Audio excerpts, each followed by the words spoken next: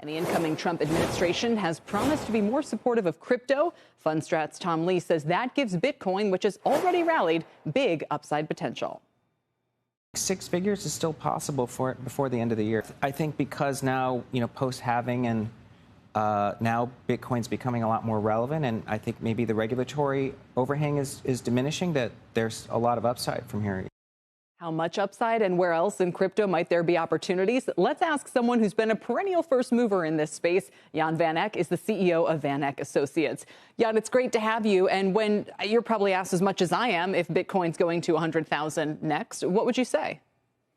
Kelly, happy Friday. I think Bitcoin's going to hit all-time highs. It hit them today, and I think it's going further, right? My basic premise is that ultimately Bitcoin's value will be half of that of all the gold outstanding. So you're talking about something like $300,000 for Bitcoin. Why only half the value? Why not a quarter of the value, or pick some other random number? Well, because maybe I'm more balanced. I think if I were a Bitcoin maximalist, I would say it would overtake gold. But I think that's like a reasonable base assumption. It's clear. One of the big winners this year is individual investors have really piled into the Bitcoin ETFs. And I think as individuals, as a constituency, they were important in this election. The loss by Sherrod Brown of his Ohio Senate seat, the fact that Trump went to the Bitcoin convention shows that there's a big constituency in the U.S. and hopefully it becomes a bipartisan issue as well, not so one-sided. There are other ways to play the crypto space. There's stocks like Coinbase. There are the other coins and tokens and things like Ether. Doge now gets a lot of mention. Would you be an advocate of all of that as well?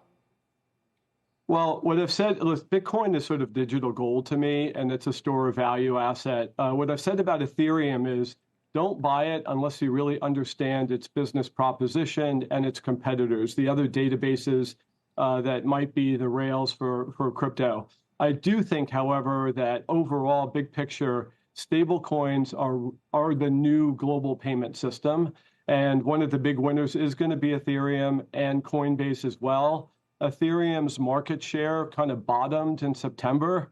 We look at stuff like that. And so it's a little bit of a contrarian play. Ethereum has outperformed over the last several weeks. And I think it's a good entry point, actually, for Ethereum, if you understand the pros and cons of it. Well, maybe that's a discussion for next time, Jan. We'll leave it there for today. Appreciate you joining us. Good to see you. Jan.